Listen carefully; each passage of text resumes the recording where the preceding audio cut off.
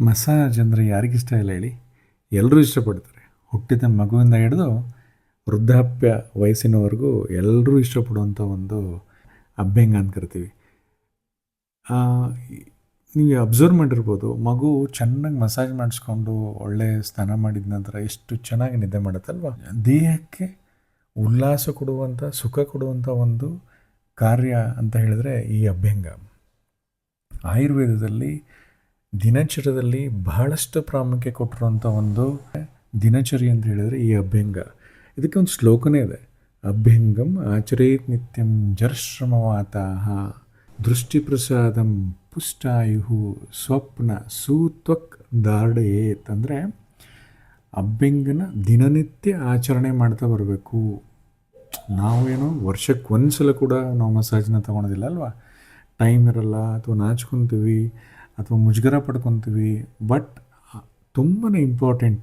ಆಯುರ್ವೇದ ಏನು ಹೇಳುತ್ತೆ, ಅಭ್ಯಂಗನ ದಿನನಿತ್ಯ ಆಚರಣೆ ಮಾಡ್ತಾ ಬಂದರೆ, ಅಭ್ಯಂಗಂ ಆಚರೇತ್ ನಿತ್ಯಂ, ಜರ ಅಂದರೆ ಏಜಿಂಗ್ ಪ್ರೋಸೆಸ್ ಕಡಿಮೆ ಆಗ್ತಾ ಬರುತ್ತೆ. ಶ್ರಮ ಅಂದರೆ ಮೆಂಟಲ್ ಆ್ಯಂಡ್ ಫಿಸಿಕಲ್ ಸ್ಟ್ರೆಸ್ ಕಡಿಮೆ ಆಗ್ತಾ ಬರುತ್ತೆ. ವಾತಾಹ ಅಂತ ಹೇಳಿದ್ರೆ ಬಾಡಿಯಲ್ಲಿರುವಂಥ ಏಕ್ಸ್ ಆ್ಯಂಡ್ ಪೇಯ್ನ್ ಕಡಿಮೆ ಆಗ್ತಾ ಬರುತ್ತೆ.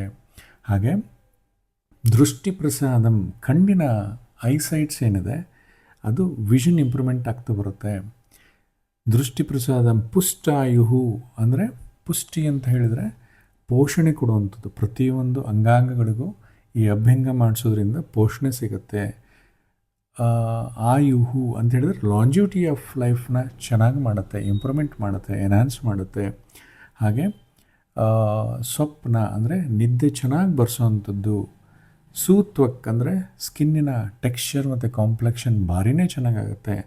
ಹಾಗೆ ದಾರ್ಢಯೇತ್ ಅಂತ ಹೇಳಿದ್ರೆ ಒಳ್ಳೆ ಫಿಸಿಕ್ ಡೆವಲಪ್ಮೆಂಟ್ ಆಗ್ತಾ ಬರುತ್ತೆ. ಯಾರ್ಯಾರು ಜಿಮ್ಮಿಗೆ ಹೋಗ್ತೀರಾ ಅಂಥವ್ರಿಗೆಲ್ಲ ಈ ಒಂದು ಮಸಾಜ್ ತುಂಬಾ ಹೆಲ್ಪ್ ಆಗುತ್ತೆ, ನಿಮ್ಮ ದೇಹ ಧಾರಣೆಗೆ ಭಾರಿ ಅನುಕೂಲ ಮಾಡಿಕೊಡುತ್ತೆ ಅಂಥೇಳಿ.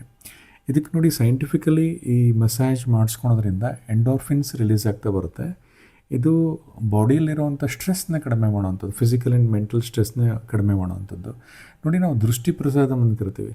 ಈ ಇಂಟ್ರಾ ಆಕ್ಯುಲರ್ ಮಸಾಜ್ ಏನು ಮಾಡಿಸ್ಕೊತೀವಲ್ಲ, ಇಲ್ಲೆಲ್ಲ ಮಸಾಜ್ ಮಾಡಿಸ್ಕೊಂಡ್ಮೇಲೆ ಅಲ್ಲಿ ಇರೋವಂಥ ಒಂದು ಮೈಕ್ರೋ ಪ್ಲೆಕ್ಸಸ್ ಏನಿರುತ್ತೆ, ಫಂಕ್ಷನಲ್ಲಿ ಕೂಡ ಈ ವಿಷನ್ ಇಂಪ್ರೂವ್ಮೆಂಟ್ ಆಗ್ತಾ ಬರುತ್ತೆ.